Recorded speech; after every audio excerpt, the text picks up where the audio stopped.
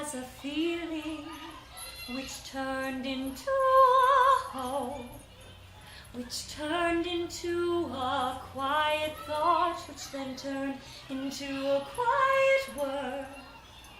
Then that word grew louder and louder, till it was a battle cry.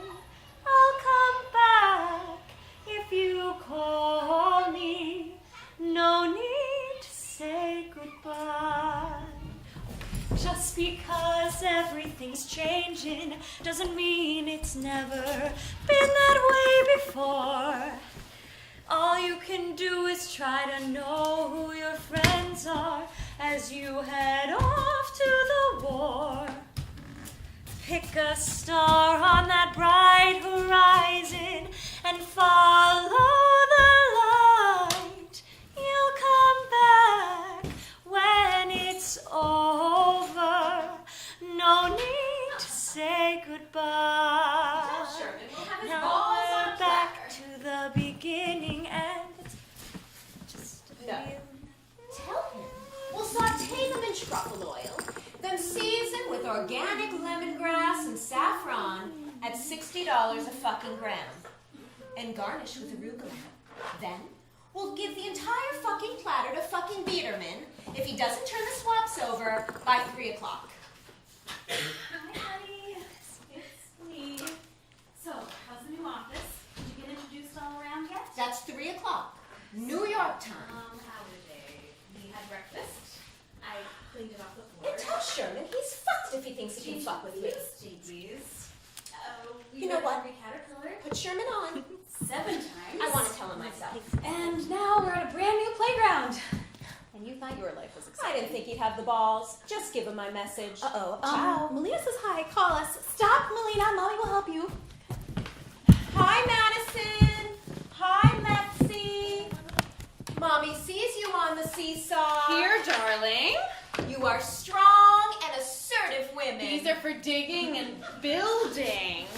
Construction workers use these to help realize the plans of architects in three-dimensional space. This is Jessica Bowen. People live in all kinds of homes, castles, mud huts, teepees, yurts. We are not happy. We are sick with unhappiness. Oh, Mommy and River Apple live in a co-op. The colors do not work in the library. Special place for special people like Mommy and River Apple. Bishop, Oh, young man, sand is for building, don't let them bump, Bishop. not for throwing. Namaste. Castles. Castles are for royalty, but after revolutions, dozens of peasants can move into the home of one despot. Kind of like the way Mommy moved from the big house in New Jersey to our busy co-op after Daddy met Trixie. A despot, listen, is a grown-up word for a mean king. Or a queen. A despot can be a queen too. You can be anything you want, baby, okay? Oh, not in the mouth. Don't, can I no? Okay. Play with Evan. Play nicely. Mommy's gonna go talk with Madison and Lexi's mom. Okay.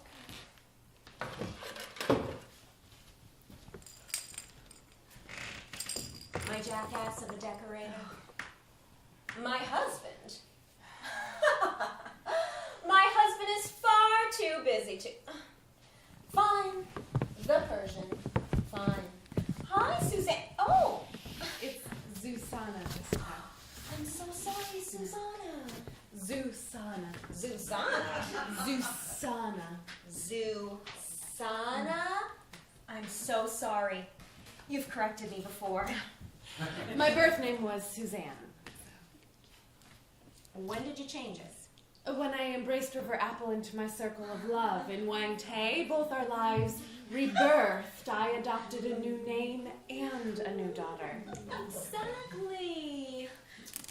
And my patients also knew me as Suzanne, and I didn't want to destabilize them, and so the change was minor yet profound.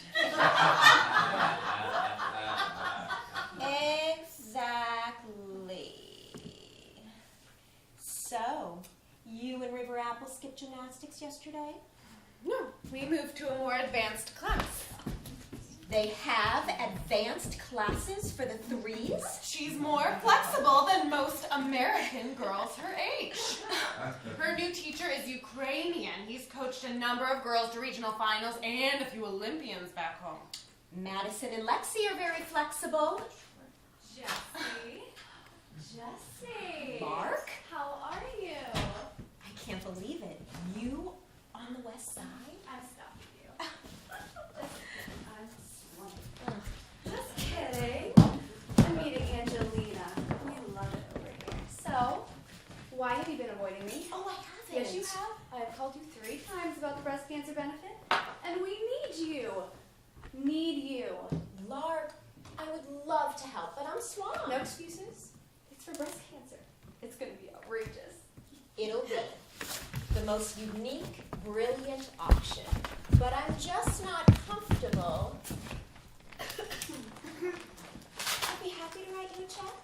One sec. Isham, what the fuck? Do you mind if I... You left Maddie and Lexi alone on the slides. There's no other... Lexi wants juice, Mrs. I'm Abby. Hi. I see her. She's right there. You should keep the juice bag with you at all times. Isham, have you updated the list? Hi, honey. Let me see today's list. Good girl. I must bring Lexi her juice. I must be kept up to date, whether I'm at the office or 20 feet away. Yes, Mrs. As soon as they are napping, I list all food, drinks, new accomplishments, and BMs for you. All right. I'm sorry I said fuck to you before. You know I have a potty mouth, and, well, we're on the same team.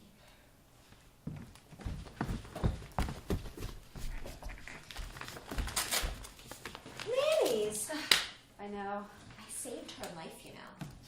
Her husband is 60, and he's still looking for her. There's slaves in her country. Slaves. You saved her life. I did. Yes, you did. Wow. Now when can I put you down for a sitting? Oh, Lark. Oh, it's going to be outrageous. Come on. The plaster sets in just less than 20 minutes. You just... And it's done. Lark, I'm just not comfortable having my cleavage on display at the Pierre. Don't be a wuss. It's for breast cancer, and you capture them at the peak of freshness. Hubby's gonna love it. And you didn't spoil yours with breastfeeding like I did. Oh, fuck. Peterman. Isham, I'm on a call. I'm gonna watch her from behind that tree. I don't like the way she left them alone on the slides.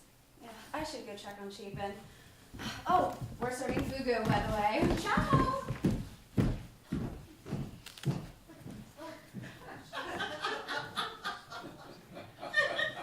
Sorry, I don't mean to stare. My daughter was adopted into my circle of love. I didn't produce my daughter. I didn't produce milk. These tubes placed here and here allow her to suckle and get the nurturing, bonding benefits of breastfeeding. That's wonderful. Where is your baby? She's, knocking over that 6-year-old right there. You My, threw sand. she's strong for her age. She's nearly 4, I think. They may have lied about her birth date. For a Chinese girl, she's enormous.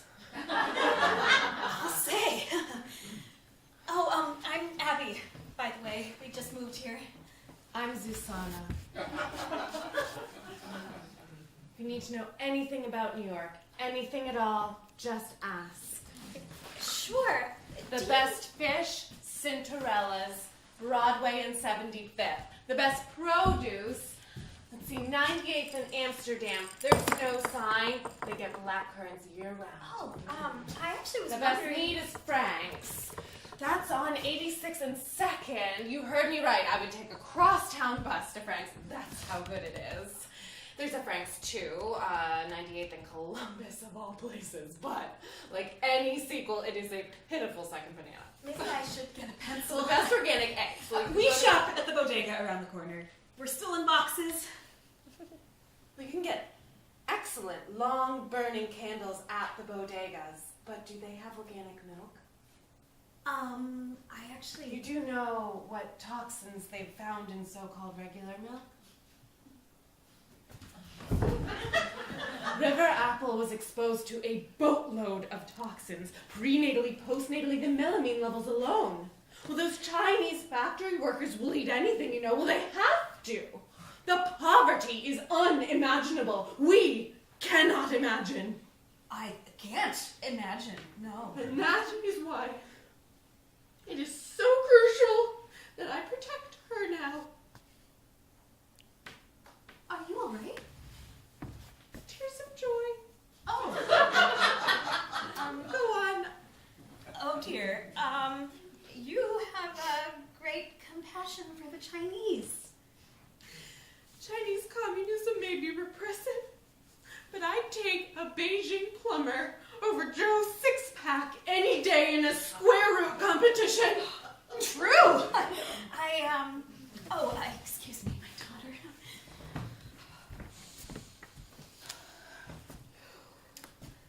Melina, are you sharing with that little boy? That's so nice.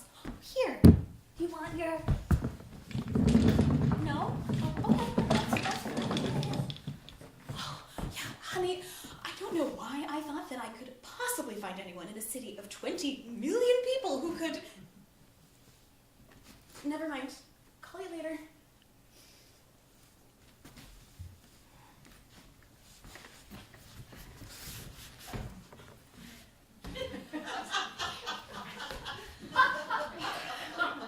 So, I was Say wondering... I'm blunt.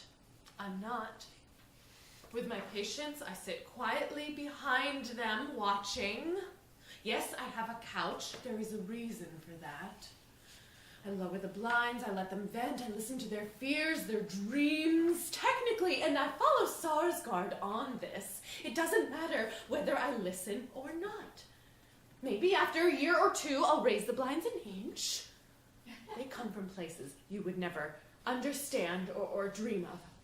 You know, I might. It's I'm a actually... toxic environment, New York. Not everybody thrives here. Really?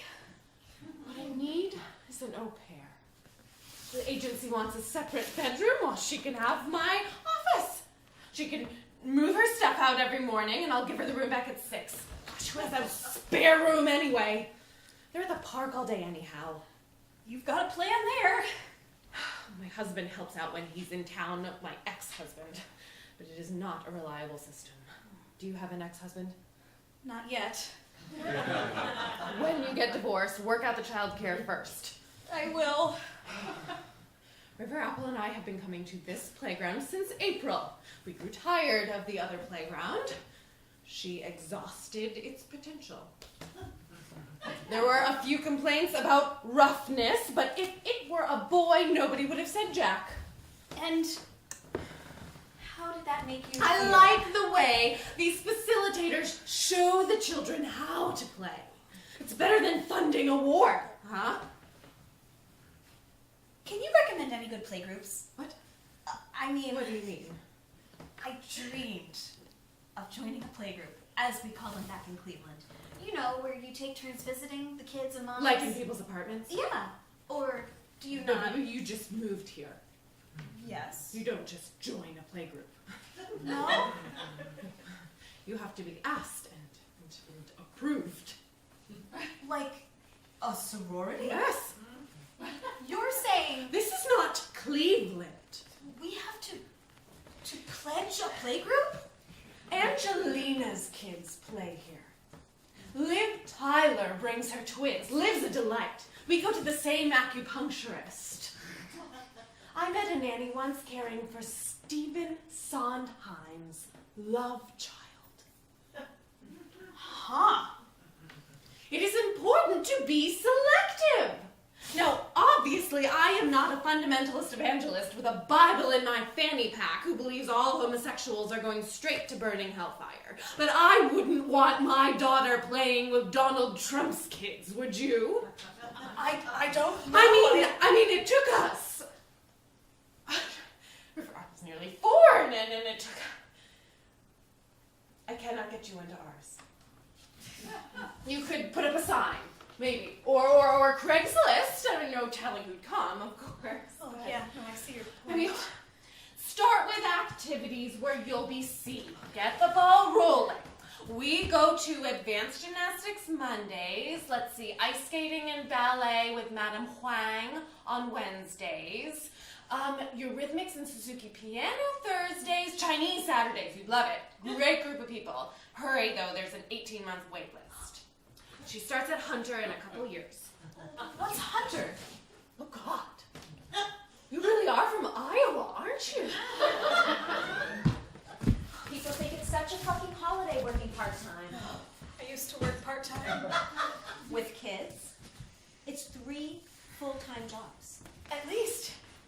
What line of work are you in? Oh, I'm a chef. I barbecue my competitors. I'm just kidding. I trade derivatives, what's left of them. I know, you can't tell from all the cursing. Oh, shit, excuse me.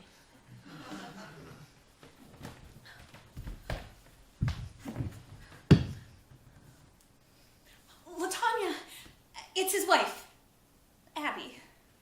It's an emergency. Sure. Yeah, honey, listen. What? When would I have time? No, honey, we need to move back to Cleveland now. They make you go through a hazing to join a play group. No. No. Hostel?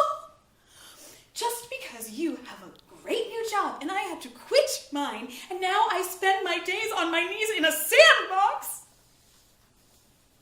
I am calm. You two, please be home for dinner.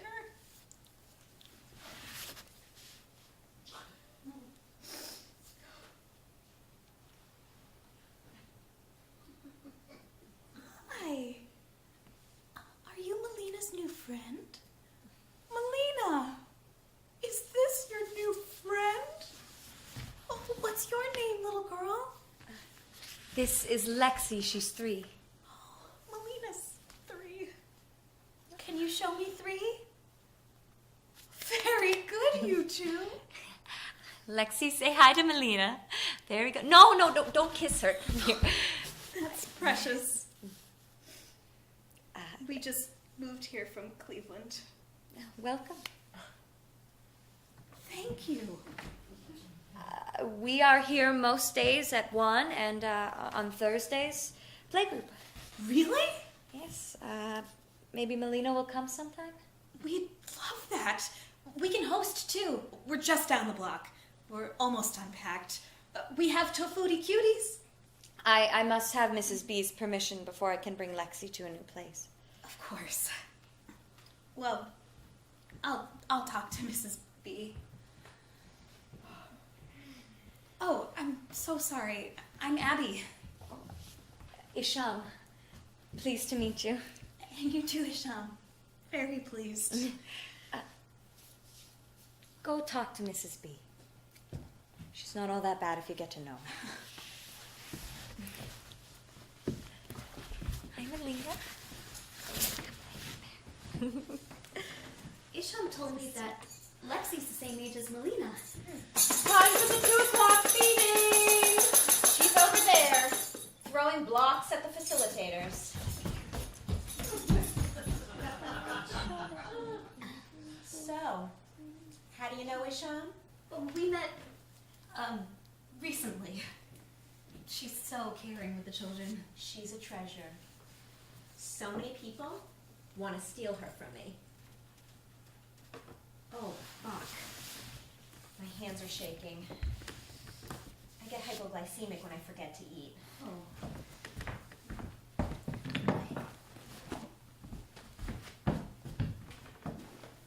Here, have a juice box. You sure? I don't want to take your last one.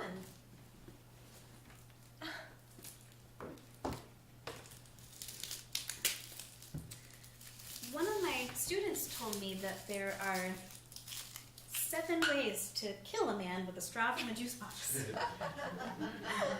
No shit. That could be useful.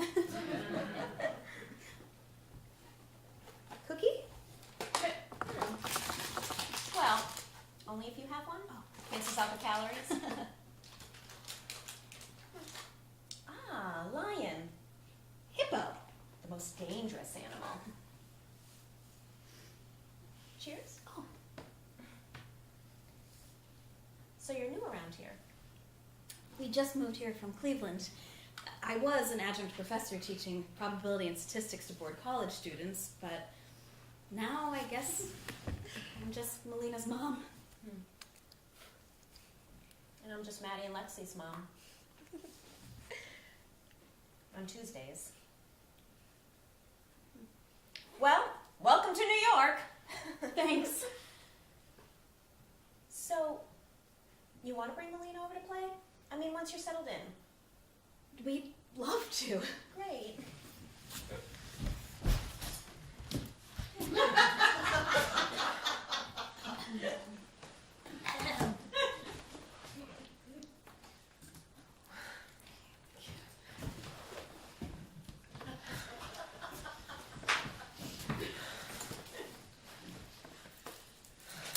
Now we're back to the beginning, and it's just a feeling that no one knows yet.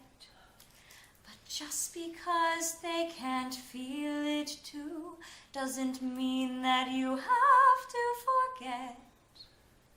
Let your memories grow stronger and stronger, till they're before your eyes.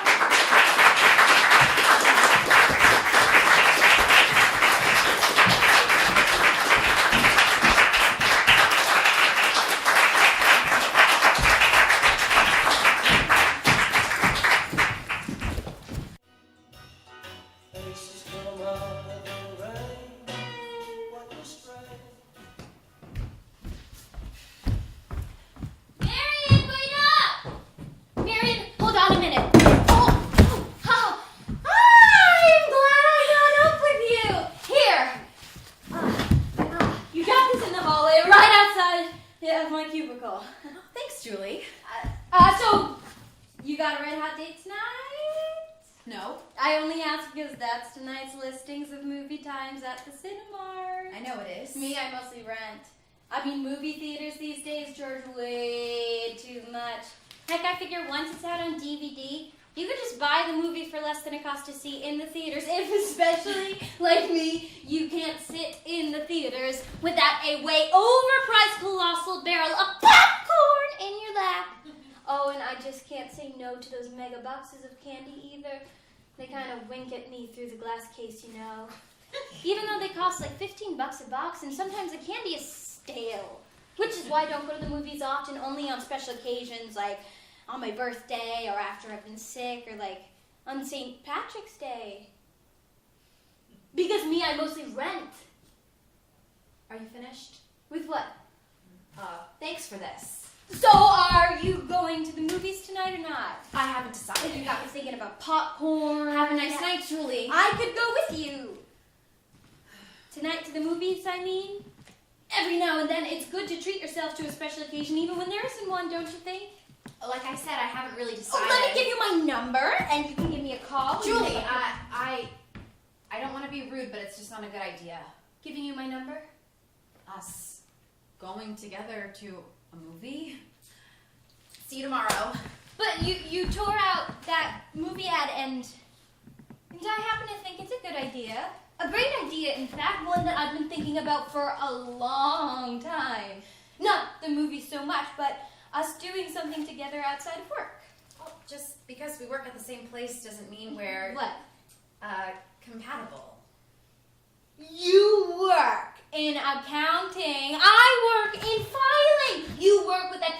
numbers. I work with filing numbers. Sounds totally compatible to me. You don't understand. Oh, and we both eat lunch alone at our desk, not in the lunchroom like everyone else. I eat at my desk Because nobody at work likes you. Wait, that's not it exactly in your case. It's just that, well, nobody feels all that comfortable around you, and you don't feel all that comfortable around them. I choose to eat at my desk. It has nothing to do with other people. Wrong. I have to go. I don't care about your fake eye, Marion. I just want you to know that. I will admit the stories about it gross me out, but just temporarily. Because when I think really hard about them, I realize they couldn't possibly be true. There are stories about me? Oh, tons. Nate Sibley, in advertising, he says that you were tortured as a child, and one of your folks finally lost it completely and jammed scissors or a knife straight into your eye and flipped it out like a pancake. Well, a pancake shaped like an eyeball. Nate says that. Oh, Sue Jenkins says that you probably shot your eye out. Did your parents have a gun in the house when you were little? No. No, I knew it! I figured if it was done by a gun, it would have blasted the whole entire side of your face, which would have left it indented or out of proportion with pieces missing. Oh, like a missing ear or part of your mouth gone and your chin sticking out. And what's so funny? You've really thought a lot about these stories. You gotta do something while filing. It's pretty boring. I bet. Well, what is accounting like? It has its boring moments too. Aha! We're both bored at work. Another thing we're compatible about. Maybe. Sometimes compatibility is about how people are different. Like in Bridget Jones's Diary, Renee's real outgoing and friendly and kind of chunky, and Colin Firth is real quiet and reserved with not a chunk on him. That's opposites attracting.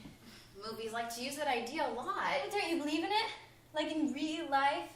Don't you believe in the wing and the wang? I think you mean the yin and yang. You know, whatever their Japanese names are, they mean two things filling in each other's missing parts, forming something complete. Like one complete, perfect relationship. There are probably hundreds of reasons why some relationships work and some don't. You're right. Unfortunately, I'm not a deep enough person to name all of them yet. Neither am I.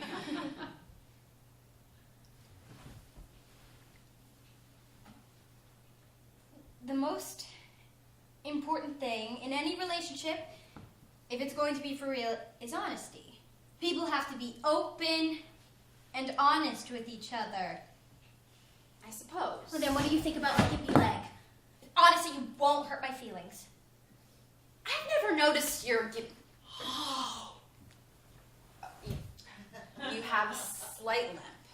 Slight? Hey! Do they make up stories about my leg at work? Have you heard any good ones? No, but I'm not in the secret story loop, and I don't overhear people talking since I keep my office door shut. I don't hear people much from my cube either, no matter how hard I strain to listen. So, are you dying to know how I ended up with this clunker? That's none of my... I was born without this leg. Inherited it, a generic defect. Seriously, this leg's been missing forever. My brothers, they were both born with 2 legs apiece that work like clockwork. But me, the runt of the litter, as my dad always says, I was born deformed. My family gets mad when I use that word, but that's what I am, deformed. I can cover it up with pants, but I never forget that there's a fake in there. People never really let me forget, especially at work. I can't believe people mention it to you. They don't have to. They just treat me way different. They keep their distance. That may be because you... Never mind. No, go on. Say it. You really talk a lot. Non-stop, almost. It can get a bit exhausting.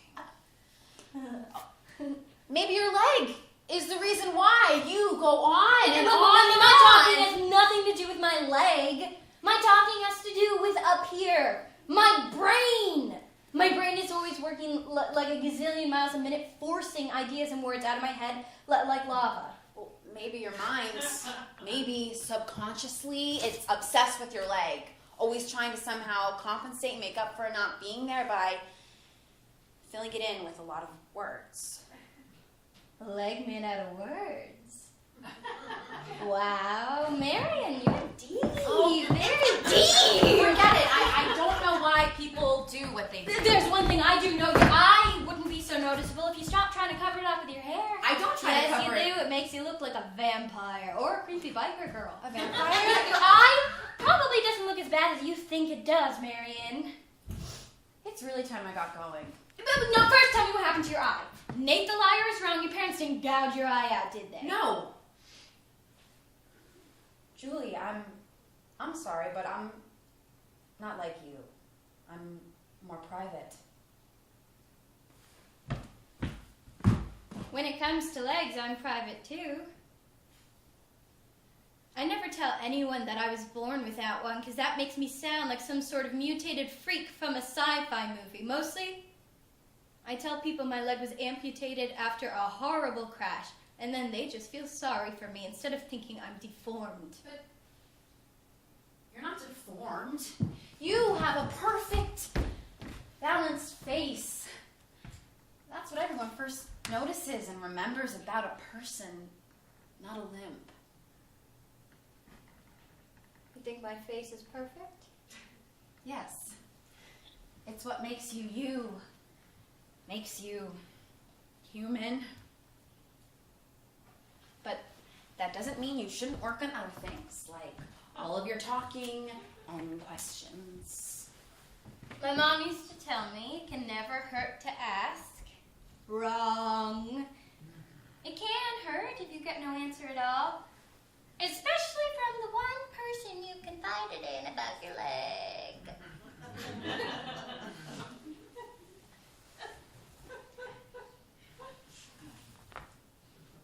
The neighbor's dog, Rufus, turned on me when I was 11. No way. How did it happen? I won't tell Soul Marion, promise. Especially not the secret story Luke crossed my heart.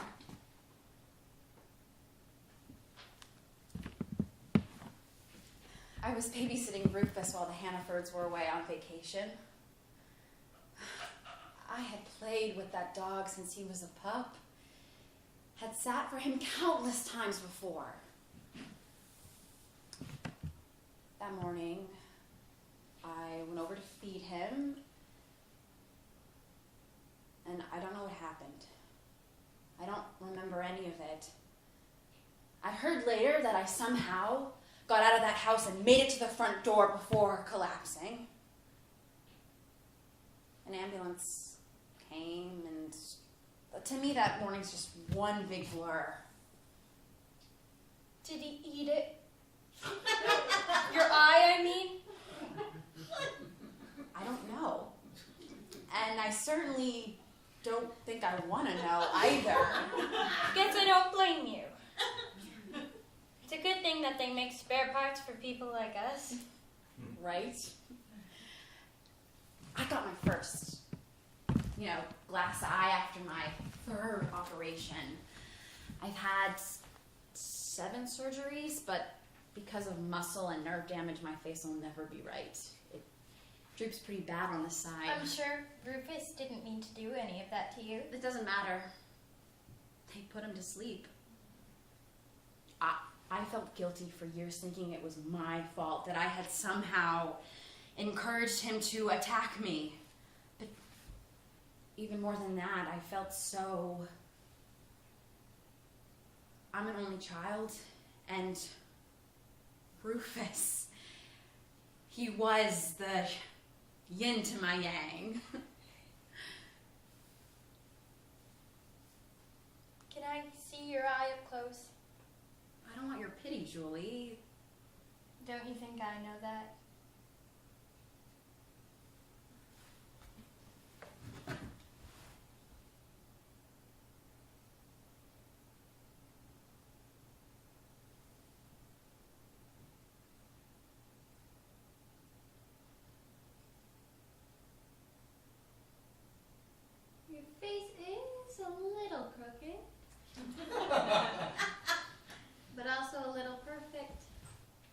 totally human looking. I'm used to it already. That was fast. Last St. Patrick's Day, Maureen in advertising had a huge party. I thought Maureen and I were friends. Wrong.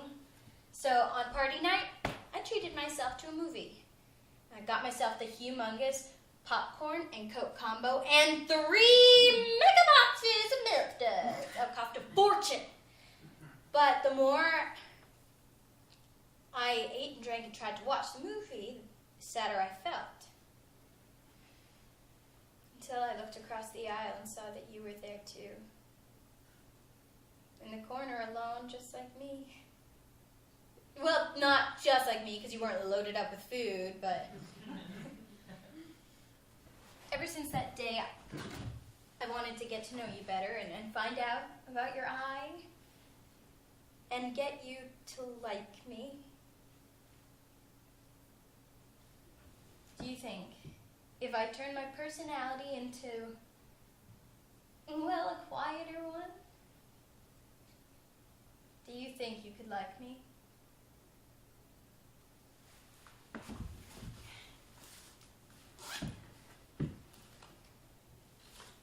Here. Call me tonight. I'm thinking about a 9 o'clock movie. Mary and I don't know what to say. Don't say anything. My mom used to say that silence can speak volumes. Wow. Marion, now I know who you get your deepness from.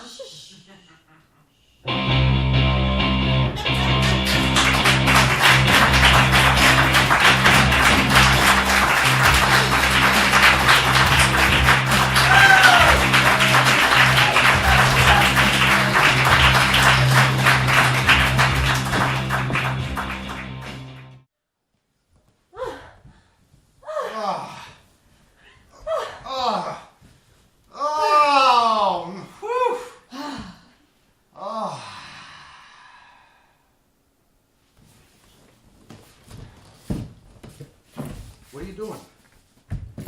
Go to sleep. Where are you going? Are you going back?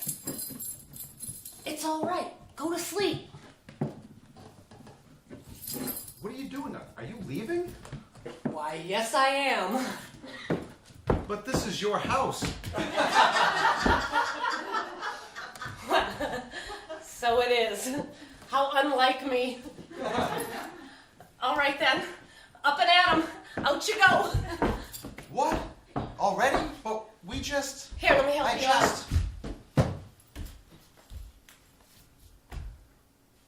Couldn't we? Don't you wanna? Oh, are you a cuddler? Well, I suppose I am. I never actually really had to label it before.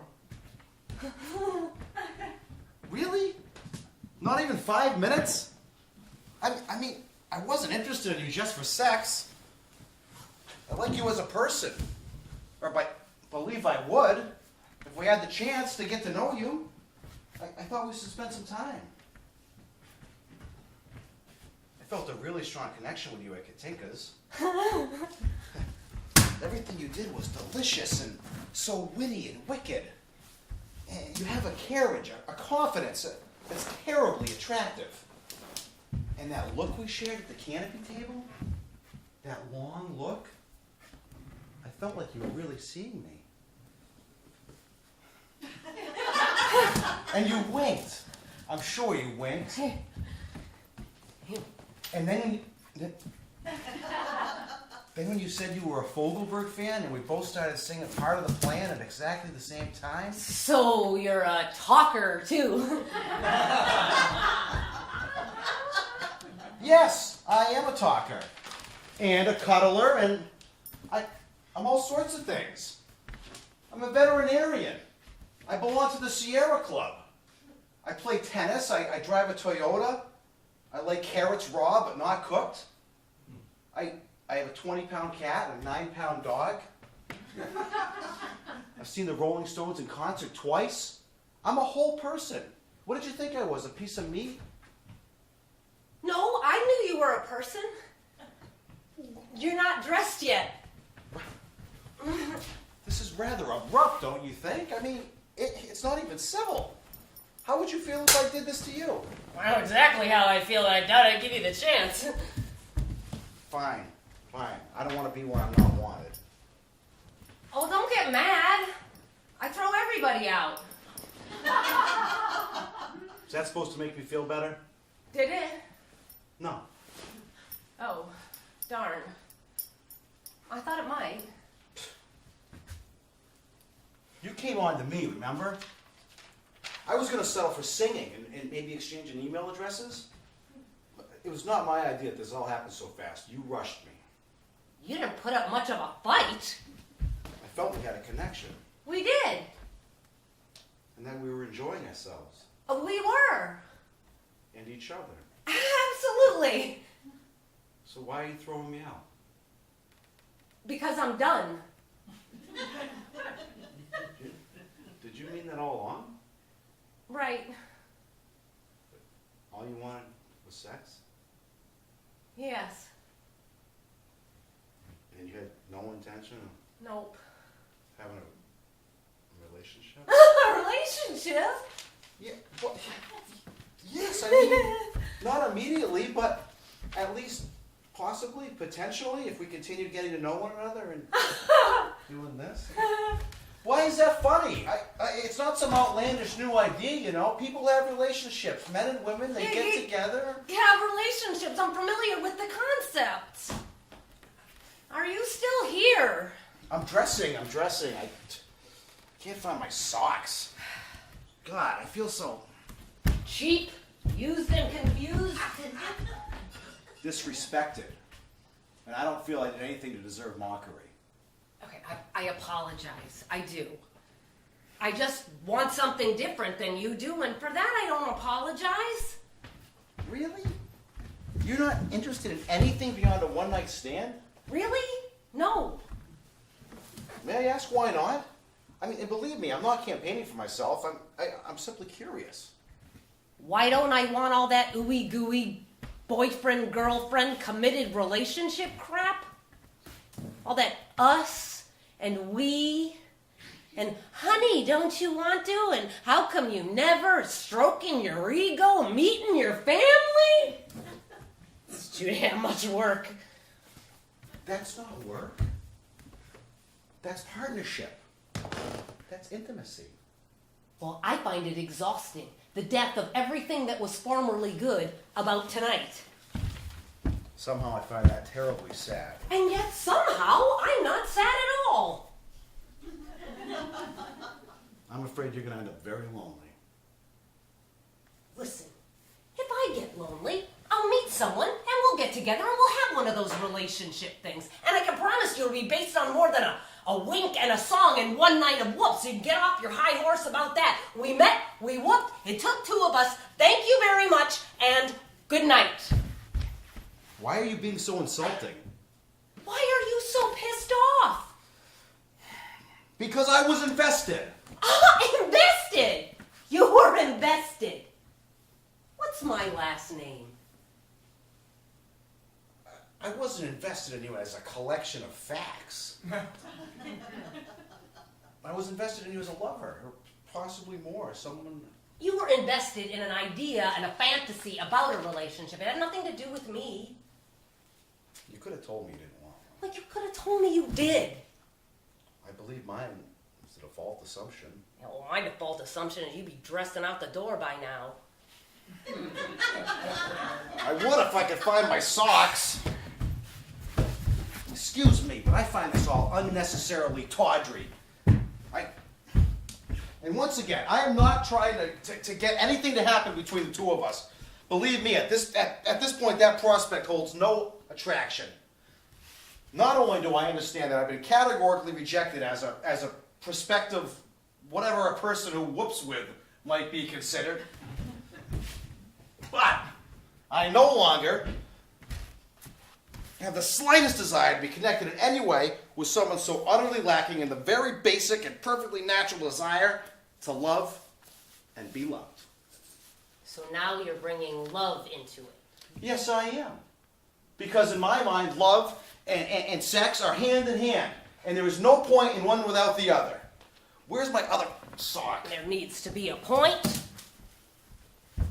You winked at me. You're an attractive man. I wanted to have sex with you. I just don't want anything else. You are intolerable. I have never in my life met any woman. You're acting just like... Yes? That's it, isn't it? You're trying to prove a point, aren't you? Turn the tables. You're trying to show me or get me to say that this behavior is... Yes? Well, I won't. I won't be part of some warped social experiment about gender roles and sex and how men always do this and women never that. I won't say it. Do you hear me? I won't give you the satisfaction. Say what? What is it that you won't say? What is it that I'm acting just like? I won't say it. You cannot categorize people that way. And yet you, not I, was about to say that I'm acting just like a... Come on, say it! Say it! Not Action like a all what? men Aha! are callous and dismissive. And yet you were about to say that I'm acting just like I one. am a man, and I have never, I would never invite a woman to my home for sex and then throw her out the door 2 minutes after. Well, normally I don't invite men home either. I go with them, leave after, and then there isn't all this fuss. Then why did you this time? Is it possible you were perhaps seeing some deeper possibility in spite of your cynicism? No, you were just taking too long to work up the nerve. That's because I respected you. Oh, right. I saw you respecting the hell out of my tits and ass all night long. Even your language positively reeks. Testosterone? All right, yes, I'll say it. You're acting like a man. Like the worst kind of arrogant, self-serving, reprehensible man, the kind of man the rest of us pay dearly for. And why that's the sort of man you choose to emulate, I can't begin to imagine. Oh, I know. I'm supposed to long for love and relationship, writing his name on a napkin and waiting by the phone. I'm supposed to be the one that gets left, right? Left sitting here going, what happened? What went wrong? What did I do? Well, I didn't make the rules, but there's nothing that says I can't break them. Do you consider this an achievement? To use sex as a weapon of revenge? For heaven's sakes, why on earth do you care? Because I'm someone who cares. Because I had feelings for you.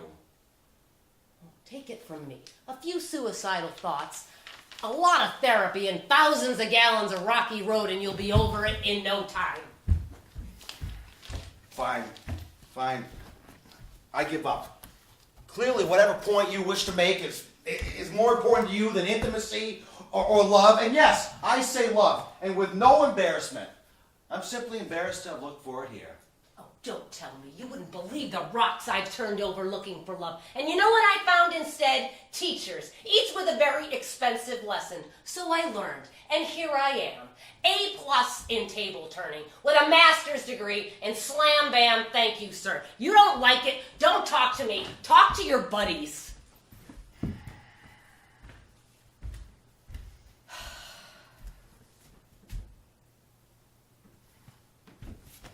Oh my God, are you still here? I am truly sorry about whichever one of us hurt you. But perhaps it'll please you to know. You're just like him.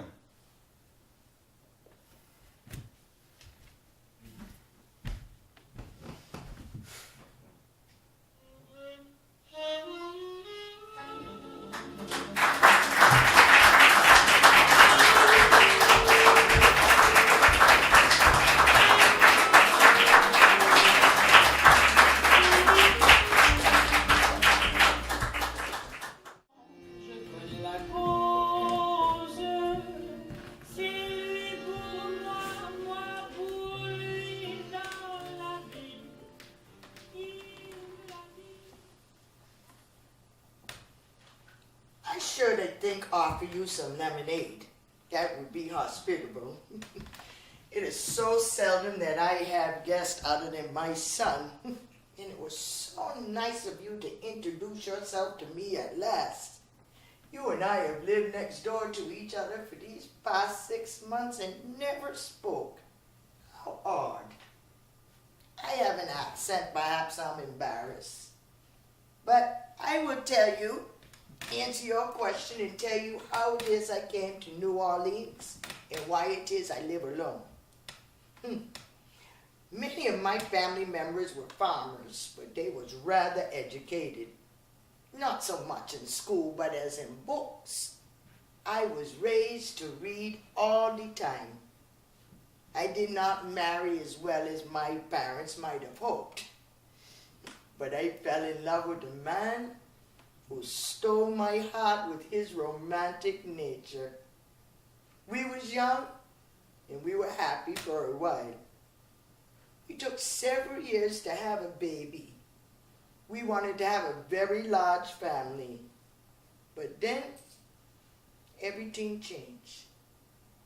I'm sure you want to hear this, because I am old, and I don't want to bore you. When my husband, John Tarrant, was 30 years old when he was killed. He was a victim of the El Cote, the cutting. In Haiti, it was known as the knife. We was crossing the Rio Ata Benito. I was born in Dominican Republic. My husband was Haitian by birth. And the Dominican president said he could no longer stay in our country. So we was crossing the river at the borderlands when the soldiers stopped us. It was night, and I was carrying my baby. Our heart was in our throats. I mean, how do you say? We were so frightened. The soldiers, they asked my husband to pronounce the word parsley. That's how they knew where you was from. I knew how to say it. I was from there, but he did not. It's a funny word, parsley. It's a vegetable and an herb. But the soldiers would use that word to test, see, if you did not pronounce your R's by using your tongue in the back of your throat, then they knew where you was from. Jean Tarrant's throat was slashed with a machete. I, carrying my baby, escaped across the river with the aid of another woman. Eventually, we came to America on a boat. I had a cousin who was very kind and generous and helped us to relocate. My son is 50 now. John Verily. Verily, that means healthy and strong.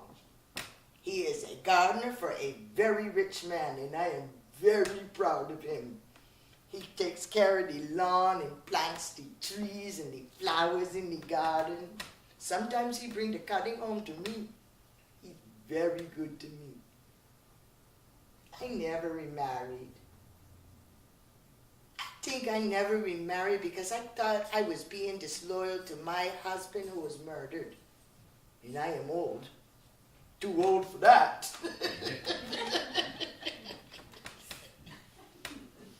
Well, my husband, he used to say to me, "Ooh, Ben." It means pretty. My name is Amaryllis.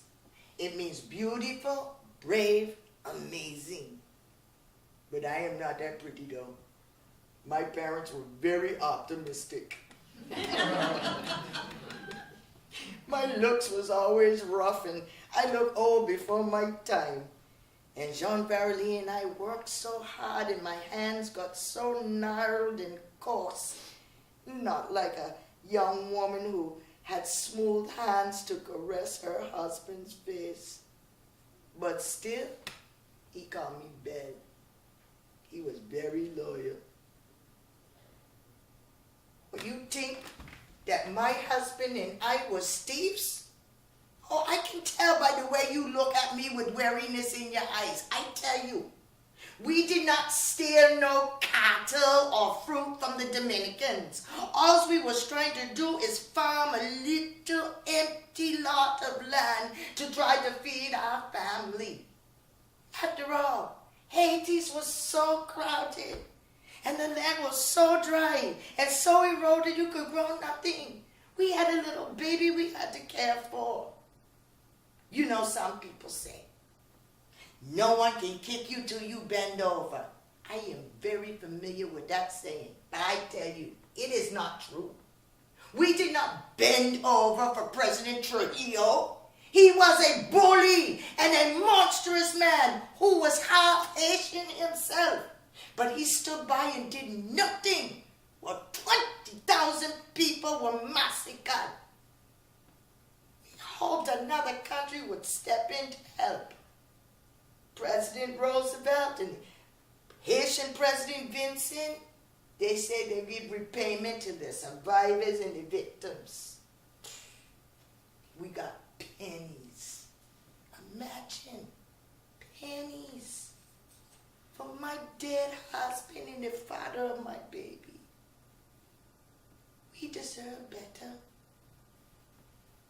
What now, you think what? Maybe we should have not tried to escape? Maybe we should have never crossed or lived on the borderland? Well, I ask you, comfortable here in America, what would you have done in our shoes? We did not think we was doing anything wrong.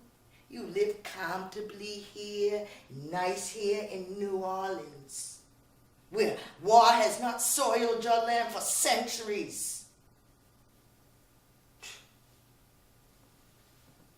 United States is supposed to be for the little people. Why didn't they come to help us? They helped the Dominican Republic before. But no, 20,000 people dead over food and land? Don't you think there should be enough food for everybody? I mean, everybody here on earth. Don't you think?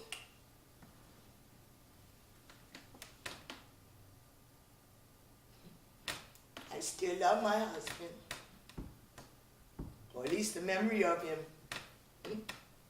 You know, I was the only woman he ever had, and he was my only man.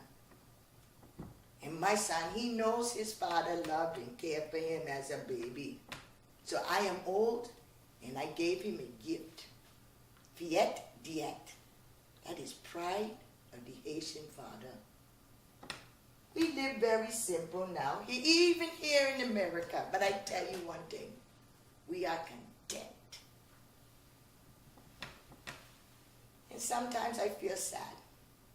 But I remember my husband, he used to call me Belle. And now my son, he calls me Belle, Mama. Now about that lemonade. Let me get you some.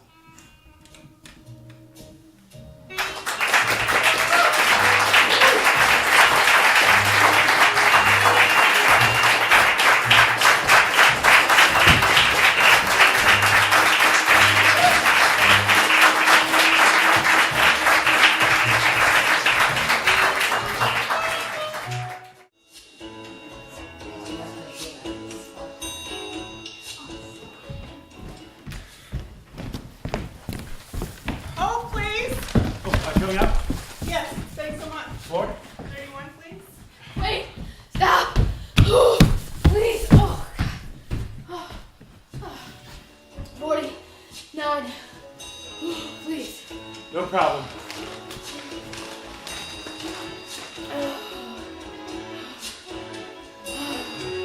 This is a very slow elevator. Well, at least that stopped.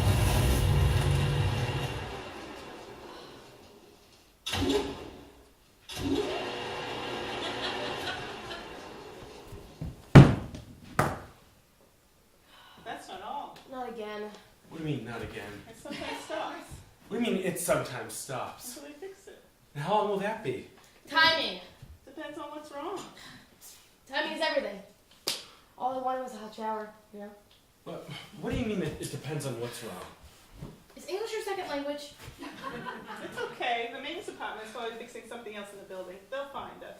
Eventually. Might as well get comfortable. I can't get comfortable. I've got an important job interview. And we're in a dead zone. I never thought I'd be in a real dead zone before. In the middle of the city. It sounds so final. Dead zone. You know, I've used that one before. Hello? I can't hear you. Can you hear me? So let me guess. Business suit, briefcase. Salesman, right? No. IRS. No, not even close. Mafia. Undercover FBI. I'm a lawyer. Aha, I was the closest. Oh yeah? So what do you do? Well, I'm trying to get a job at Ferguson Investments. Good luck with that. We're not going anywhere. No, this is not good. This is not good. Is it getting hot in here? Are you okay? Yeah, you know, I just don't do so well in small spaces. You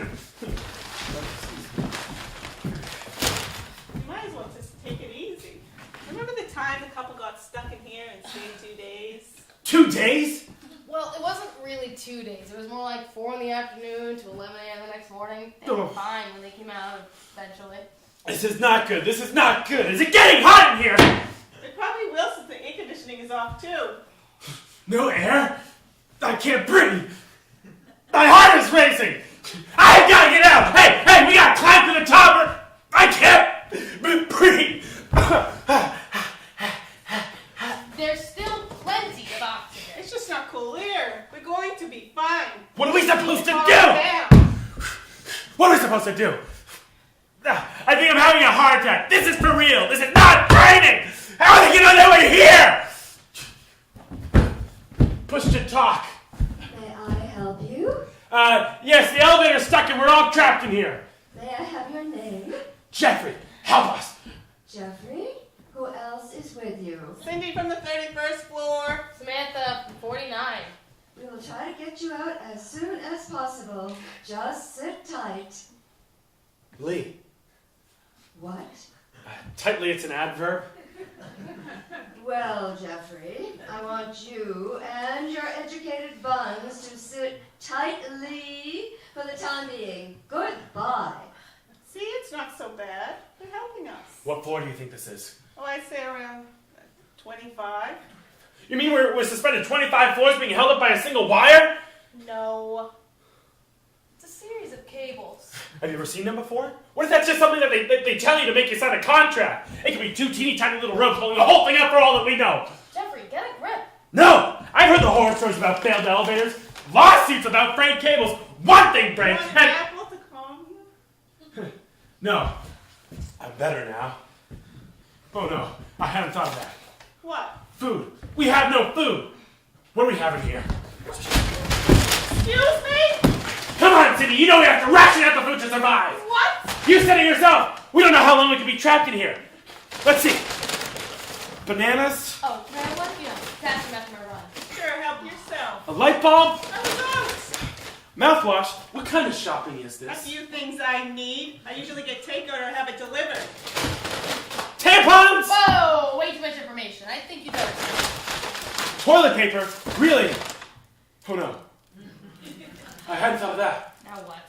The bathroom. What are you gonna do if, nature calls? Oh, you had to say that, didn't you? Now I gotta go. Yes? Yes. Jeffrey here. Yes, Jeffrey. What's the problem now? Well, besides being trapped in here, we have someone in here who has to, she has to use the restroom. And? And she needs to get out. Now! She needs to get out now! No. What do you mean, no? We have someone in here who has to use the bathroom as a personal hygiene issue, and I've got an important business meeting, and we have to get out now. No, not now. Come on. Jeffrey! Look, I don't know you, but I'm sure you're a very nice person. But I've had a cold for a week. I can't breathe. I don't do well in small spaces. And I feel like I'm gonna die! Does that sound like a normal thing to you? Sounds like my daily commute. I'll get back to you. Do you promise? Yes, keep breathing, Jeffrey. Okay. I hear this helps with hyperventilating. Breath mints? May I have one? Yeah, banana bread. Ow! Ow! Ow, my leg! What's wrong? What's wrong? Oh, my leg, cramp. Oh. I thought you were a runner. I just started jogging today. Well, how far did you go? I went like 10 miles. I used to run that all the time in college. College? How long ago was that? Oh. I mean, it wasn't that long ago, and 10 miles isn't too far. Oh, damn, my type A personality. Yeah. Better? Strangely, yes. Thanks. No problem. Just make sure that you keep massaging that leg and build up your mileage before you do that again. It's not safe. I will. So tell me more about this interview that you're missing. Oh, Ferguson Investments. They're looking for a lawyer with real estate experience, and I've done that for years. That's how I know so much about elevators. I know. I'm still working on a few claustrophobic tendencies with my therapist. Tendencies? Did you know that many people think that elevators are held up by a single rope that can break, but the truth is that it has multiple steel cables. Another myth about elevators is that many people think that if there are too many people on that elevator, that the elevator will fall and they will all be brought to their death. But the truth is that there's a weight system and the doors will stay open and someone will have to get off before the doors will close again.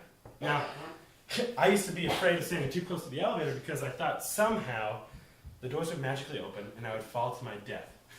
But the truth is that there's a braking system and that the elevator doors won't open while you're standing there unless the elevator's on that floor. So safe, things are good, and nothing to worry about.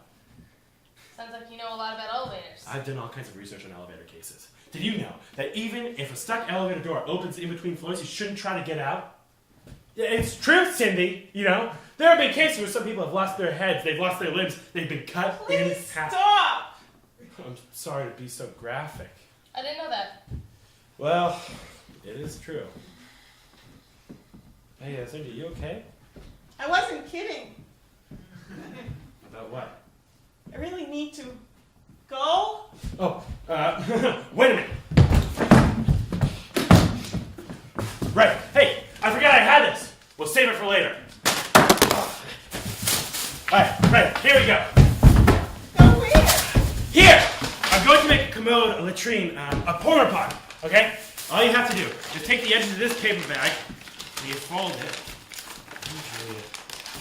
I haven't done this since scout school, so then you take this plastic bag, you stick it in the paper bag, and you take the edges of this plastic bag, you stick it on the outside of the edges of the paper bag, and voila! Commode. Well done, Jeffrey. Very creative given your current condition. You want me to go in that? Sure. All you gotta do is squat down. No way. Yeah, well, you don't have to do it like that if you don't want to. You can't use this. You can, but you can't. Hey, I'll block you with my jacket, okay? Here we go. Yankee Doodle went to town, riding on a pony, stuck a feather in his cap and called it. No! I'll just have to wait for now, but thanks. Are you sure? Absolutely, at least for now. How do you say it in court? I reserve the right to call back this witness. Well, I reserve my right to call back the latrine. All right.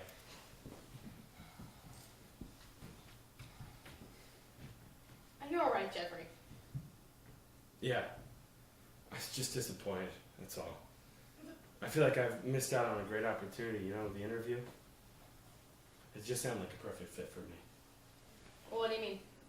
Well, with my real estate experience, Ferguson Investments could expand their commercial footprint throughout the whole city. It just sounded like a fantastic future for the both of us. But there goes that prospect, I couldn't call and tell them that I was stuck in here. So I wasn't on time for the first interview. Not really a pillar of strength in a stressful situation. No billable hours to be reimbursed. And no job. I'm not sure about that. You're very resourceful about that bag thing. Oh. Not that I'll use it, but it is resourceful. And you fought through your panic attack, still managed to be more concerned about me than yourself. Yeah, so if I ever get out of this thing, I'll just go up to their office and say, "Hi, I'm Jeffrey. I couldn't make your interview because I was stuck in a damn elevator." Sorry.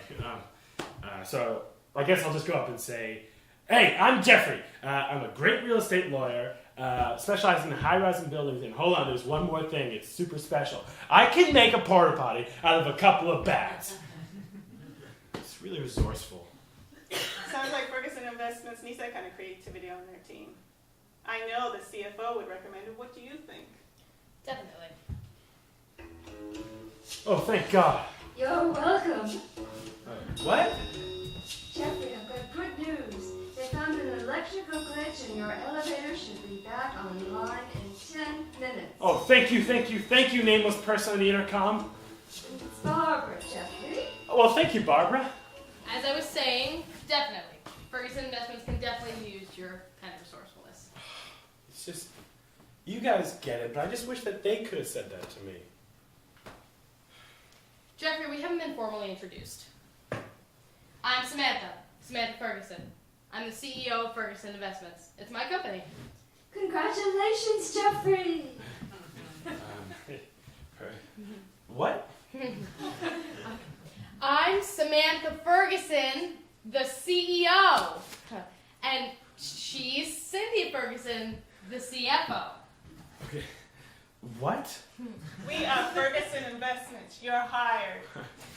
Oh, and Jeffrey. Yes, Barbara? Smile. You've been videotaped on the security camera the whole time. You are just adorable. What?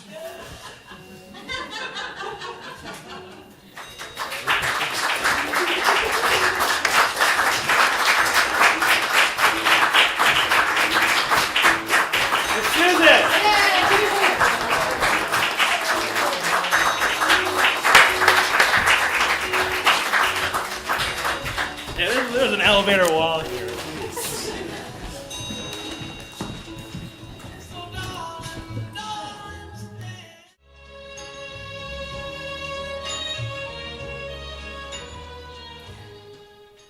I always put her in pretty little dresses with matching bows. Pink, especially pink. I never really liked dresses and bows. But then in junior high, everything changed. That's when she began acting like a boy.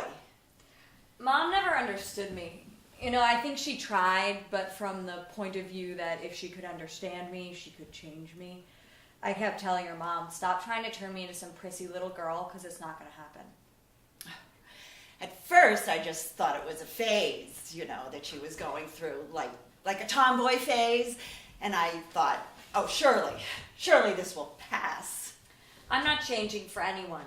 What you see is what you get.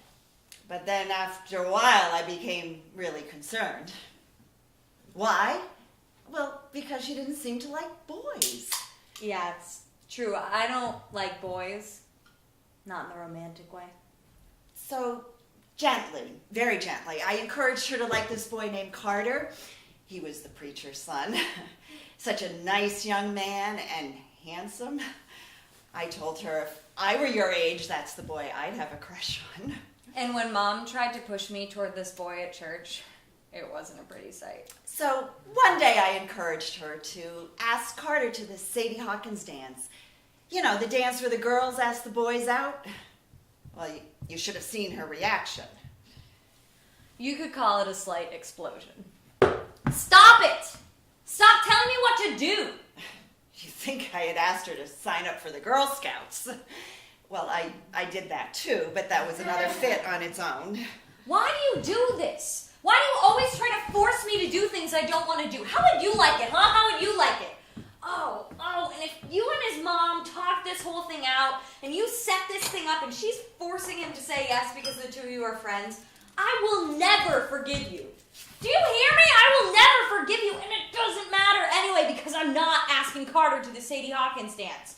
I hate him, and I hate you too. Believe me, I was sorry I said anything. Like I said, I don't like boys. No, she doesn't like boys. Yeah, I like girls. In the romantic way, too. If only I could put my finger on what caused her to turn out like this. You could say I've been like this forever. When I was a kid, I liked trucks, army men, spiders, making growling noises. No, she doesn't exhibit any feminine characteristics. Not in dress, manner, or speech. Oh my gosh, and Spider-Man. Spider-Man was the coolest superhero. His incredible strength, his ability to cling to walls. Oh, believe me. I tried to steer her towards more feminine things. Like when she was a little girl, I would paint all her fingernails pink. But what would she do? She would only glare at them until she could scrape off every bit of polish. I like fingernail polish now. If it's black. Bottom line is, she's embarrassed. I'm embarrassed. I have a beautiful daughter who dresses and acts like a boy.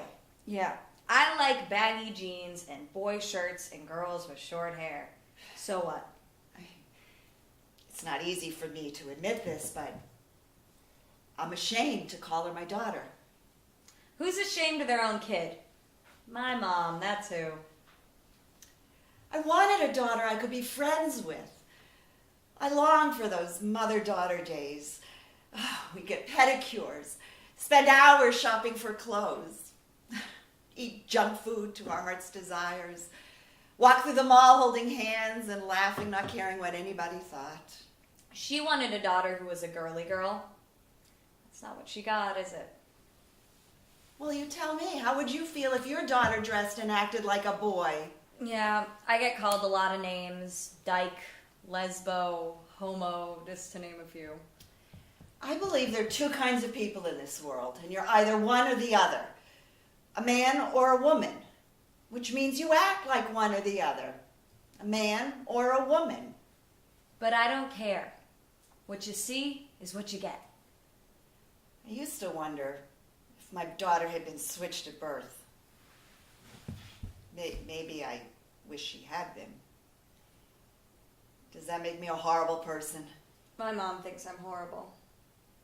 Well, maybe horrible is the wrong word to describe my daughter. After all, she has some wonderful qualities. I wonder if my mom could name maybe 2 or 3 positive attributes that I have. Puzzles. She's very good at putting puzzles together. Dump 1,000 jigsaw pieces on the table and she'll work on it for hours on end. First, she'll put all the little similar colors together in little piles, and then she'll form a border and begin to fill in that empty rectangle, and before you know it, you'll walk back in the room several days later, and what used to be 1,000 little cardboard pieces is suddenly a beautiful lighthouse by the shore. Not everyone has such patience. Patience is not really one of my virtues. You get in my face, I'm gonna get right back in yours. You wanna mess with me, huh? Do you? Oh, and something else. She doesn't smoke. Yeah, and I smoke. Mom would be heartbroken if she knew this, so I sneak around to do it, and I use mouthwash, you know. Why give her one more reason to be disappointed in me? And no tattoos. Oh, thank God she doesn't have any tattoos. Plus, I have 3 tattoos. All hidden, of course. You know, it seems like I hide a lot of things from my mom, huh? Anyway, there's a cross right here. I have a peace sign right here. And last but not least, a lighthouse right here. I like lighthouses. I think it's from all these jigsaw puzzles I used to do when I was a kid. Anyway, I'm thinking of getting another tattoo too. An American flag, you know, for freedom. I can get that one right here. Of course, my mom would see it, but it's an expression, you know? I'm free to be me. You like that? I do. So here's what I think happened. But according to my mom, she blames my lack of having a father for my, shall we say, behavior. Yes, my behavior. It sounds like I have a sickness, doesn't it? As if I could just take a daily pill to correct my shameful, unmentionable actions. She needed a father. See, it's the absent father's fault. Oh, Father, where art thou? So to compensate, she is always looking for an excuse, a reason, something to put her finger on. She needed that male influence in her life, so that's what she became. A male. My parents divorced when I was 3. My dad was rarely around. My mom would like to blame that, but If it's not that, then the only other possible explanation for me shunning any and all aspects of femininity is her worst nightmare. yeah, then it's me. Yes, me. It's my fault. What if my over-the-top expectations for ladylike behavior, demanding she wear frilly dresses even when she rebelled, forcing her to sleep in hair curlers, insisting on tea parties and ballet classes, and ignoring her love of trucks and dinosaurs only to make her wear one more pink dress? What if this was all caused by me? But the truth of the matter is, So yes, I blame myself. the truth is, I found my way here all by myself. It's called being me. How simple a statement is that? You know, find yourself and be yourself. Rocket science? I think not. Did I tell you I like girls? In the romantic way? So in all honesty, It's like, can we be honest here? I'm heartbroken. Or what if we all sang that Barney song? You know, the one about me loving you and you loving me, and in the end we're a happy family despite our differences. Isn't that what Barney taught us? So why didn't we all grow up being a little more open-minded? Didn't we all watch Barney? I did. If only I knew for sure what caused her to turn out this way. Her lack of having a father in her life. Me? If only she could change me. But she can't. If only I could change her. If only there was a magic button, a redo, undo, backspace key. Does that make me a terrible mother? I'm not saying she's a terrible mother. You know, ask me if I could name 3 positive qualities about my mom. You bet I could. 1, she kept a really nice house. I mean, I don't really like clutter, and she was always really good at organization and tidiness. And 2, she's a really friendly person. You know, anybody she comes into contact with leaves feeling better about themselves. Well, except for me, but that's another story. She smiles at people, she hugs them, she even looks into their eyes and really listens, you know? Not everybody does that. That's 2. Oh, and 3, I mean, she can be a lot of fun. I mean, she used to be. I remember the time when she was around 5 or 6 years old, and we went to the county fair. How many moms would throw 100 rings at soda bottles to win their kid a goldfish? My mom, that too. She wanted a goldfish, and I was going to get her one. 10 rings for $5. Okay, sure. I can do this. All right. Come on. Come on, come on, come on. Oh, you little sucker. Okay. Watch this. I'm going to make it this time. What's wrong with you? Give me 10 more rings. I know I can do this. I know. Maybe if I do something crazy. She was crazy. Watch this. I'm going to turn my back. I'm going to close my eyes, and I'm going to land this silly ring on that bottle. There! What? I did it? Oh, I did it! Look, will you look at that? Did you see that? Your mother just won you a goldfish. Did you see that? $50 later, and I was carrying around a goldfish in a plastic bag. I was so happy. So what are you going to name him? Charlie. I named him Charlie, and the story goes he croaks after only a couple days. And then her fish died, and I thought, what am I going to do now? I never knew this, but my mom snuck out to the store and replaced Charlie with Charlie number 2. Yes. I fed him every morning before school. I loved that fish. Stupid, huh? We had some great times. Great times. And then she began changing, and I didn't know what to do. I talked till I had no more words. I cried till I had no more tears. But my question is this. Why didn't she listen to me?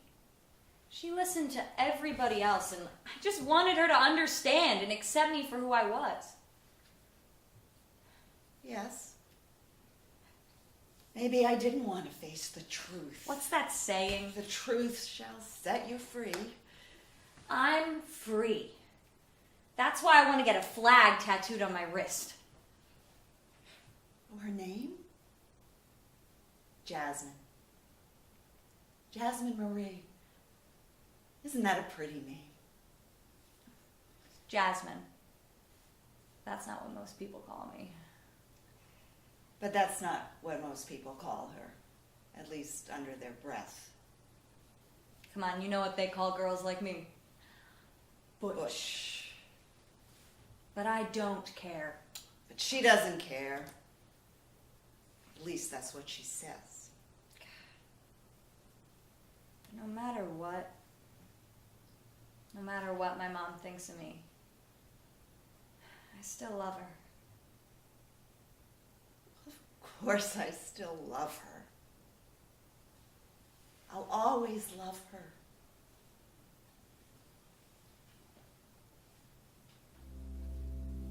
How could anyone ever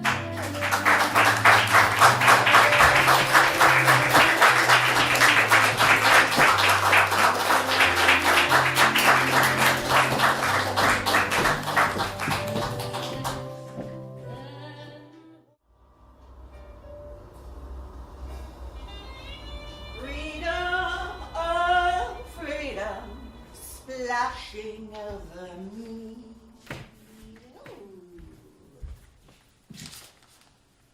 Thank you. Menus at midnight. It's true, the city never sleeps. Oops. My first mess. Can't clean it up. Note to self. Buy cleaning supplies, red wine stains. Or not. It's my place. I can do what I want. My friends will all be jealous when they visit because I'll be the one with the red wine stains on the floor and no husband to complain because I reject my middle class trappings, my middle slap trappings, my bourgeois blues.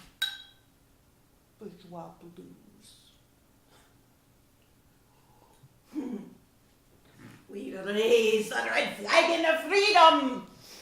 No longer a prehistoric bug trapped in the amber of suburbia. She lives!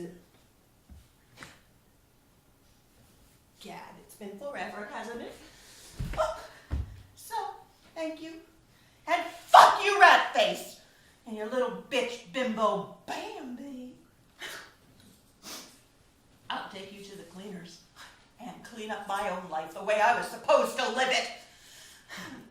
I will chill in this rented sardine can. You will sell the maison, the scene of the crime, and until I figure out what comes next, I will paint with red wine. This is my statement, my manifest destiny. Shitty rental on the Hudson. I baptize you! Okay, sorry. I'm free. I'm free. Don't call Nick. Do not call Nick. Where is my purse?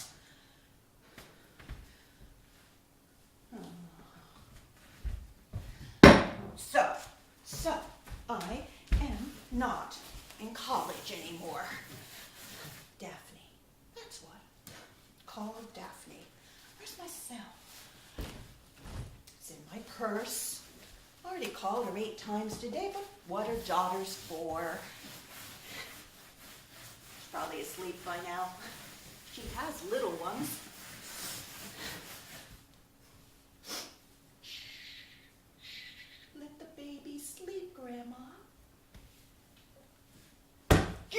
Grandma.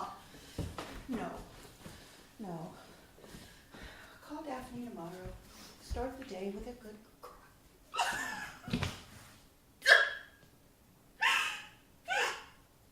Well, why shouldn't I cry? I'm 56 and I'm all alone. And that rat. Oh, no, that's insulting to rats. That worm. I gave him my life, and Bambi could be his fucking daughter. And so who am I supposed to meet? An 80-year-old. No, because 80 is the new 70, so I'm supposed to date a 90-year-old.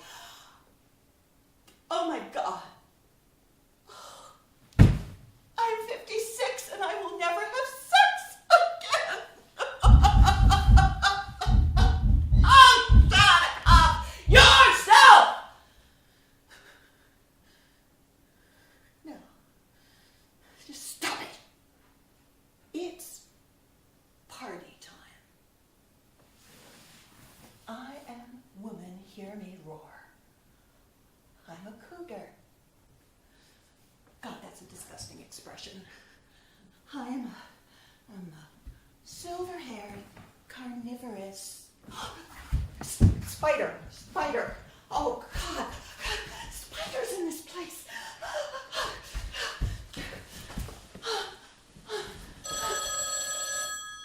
Nobody has this number.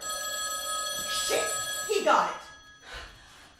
Worm wants to see how drunk and desperate I am. Well, eat that, Nick! Oh, it's probably my new neighbors. I just moved in, and I'm already a menace to the neighborhood. Well, this is a new life. Should have stayed with Daphne. Cleveland's just as exciting as New York, only less of it.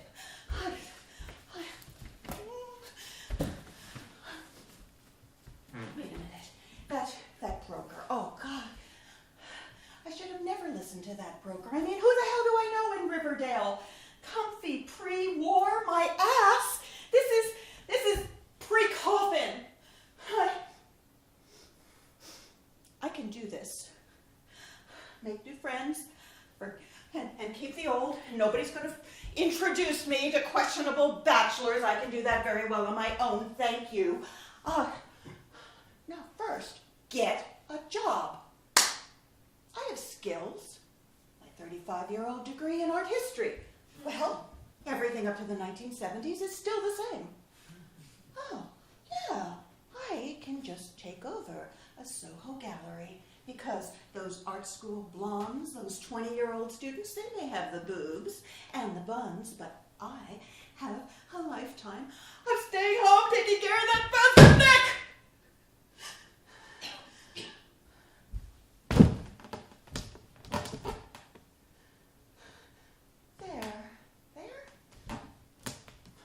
There's that river view.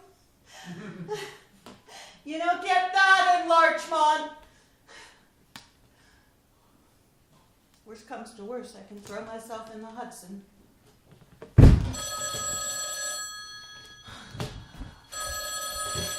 Hola. This is Louise Bourgeois. You must calm down. Who's this? Excuse me? This is Louise Bourgeois. I am not in the least bourgeois. What? The world-renowned artiste. The giant spiders. Spiders. The spiders, 10 foot, 20, 30 foot high. Because your heart cannot contain the emotion. That is the spider within. Creep!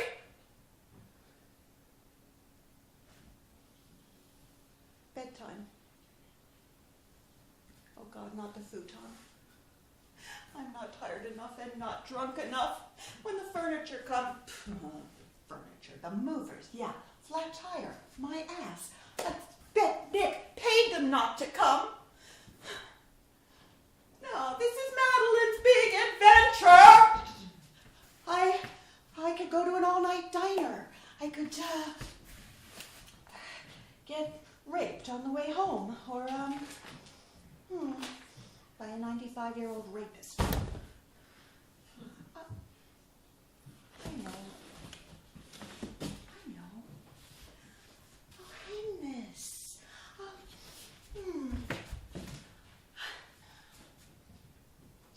Make this place my own.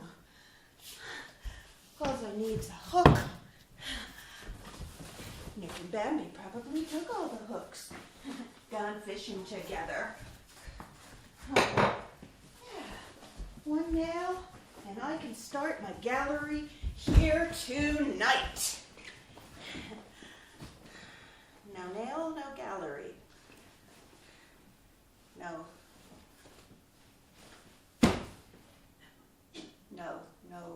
bed, no furniture, no gallery, no future. I lose. Game over.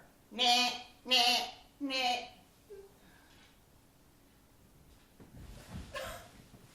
He wins? We are just so fragile. How can we... I'll become a prisoner in a Chinese restaurant and deliver menus for food. What I need is one razor blade. Decorate the bathtub in red. Never, ever clean it up. Fair. Failed. Oh, what? I am quietly wallowing. How fast was I going, officer? A woman believes she can hide, which is foolishness. Nobody can hide anything. What? Who is this? It is not a prison. It is a cocoon. A cocoon. And you are the papillon, butterfly. Fuck you, Nick! I gotta call the cops. What's the number for 911? Who's there? Oh, it is me, Louis Bourgeois, the spider lady. It's very late. Oh, sometimes it is necessary to make a confrontation. Go away! But I can't. You have drawn me here tonight, you understand? This is important.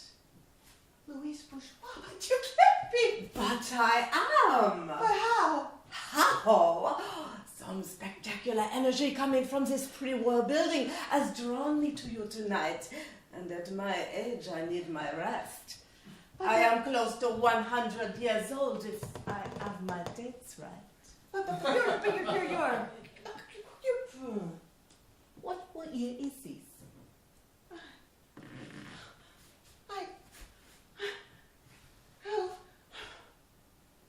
You have me mixed up with another artist?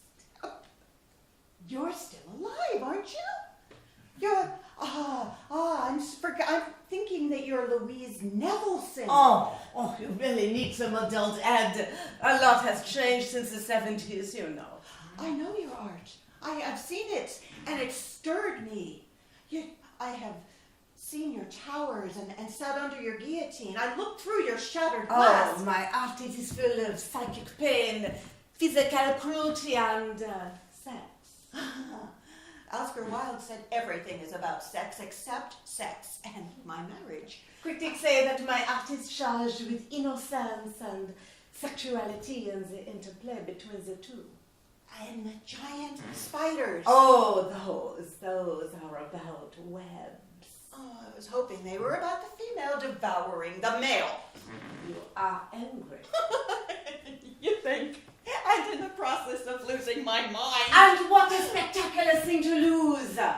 Your despair, since Nicholas introduced you to his chippy, has generated a vortex of pain, confusion, and Self-pity, I must say. Self-pity. To such spectacular tension and dimension that it has set my artworks vibrating to an exquisite resonance of which I alone have been hearing for weeks. It is rather vexing, considering I don't even know you. Who are you? Oh, dear. I'm Madeline. I'm 56, with no prospects. Oh, please. You have prospects up the wazoo. People hissed at my work till I was 60. The critics are still hissing and pissing. You think that keeps me out of my studio? Ha! You have strength and connections and experience. What do I have except a lifetime of housewifery and silly dreams, which my husband